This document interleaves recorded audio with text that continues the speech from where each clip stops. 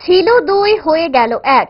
আজ আনুষ্ঠানিকভাবে এক আত্মায় মিশে গেল দুটি সংগঠন। Share price shop dealer welfare society এবং ত্রিপুরা ন্যায্য মূল্যের দোকান পরিচালন সমিতি মিশে গেল এক আঙিনায়। এই মিশে যাওয়ার খবর ঘোষণা করা হলো আগরতলায় এক সাংবাদিক সম্মেলনে। আগরতলায় ত্রিপুরা ন্যায্য মূল্যের দোকান পরিচালক সমিতির কার্যালয়ে সাংবাদিক সম্মেলন আহ্বান করা হয়। সংগঠনের সভাপতি প্রদীপ চন্দ সহ অন্যান্য নেতৃত্ব ছিলেন সাংবাদিক সম্মেলনে। আজ থেকে একই সঙ্গে জনস্বার্থে কাজ করার অঙ্গীকার করা হয়। দেখুন কি বলছেন প্রদীপ চন্দ।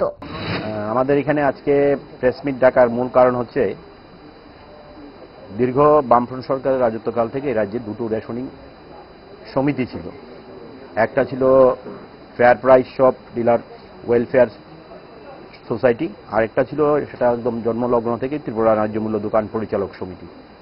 তো রাজ্যের মাননীয় মুখ্যমন্ত্রী এবং রাজ্যের খাদ্যমন্ত্রীর প্রচেষ্টায় আমরা এই দুটো সমিতি আগামী দিন আজকে থেকে আমরা একসঙ্গে কাজ করব এবং রাজ্যের মানুষের স্বার্থে এবং ভোক্তাদের স্বার্থে সরকারের পাশে থেকে সবকা সাথ সবকা বিকাশ সবকা বিশ্বাস সবকা প্রয়াস নিয়ে চিন্তাধারা নিয়ে এক ত্রিপুরা শ্রেষ্ঠ ত্রিপুরা গড়ার জন্য আমরা কাজ করব।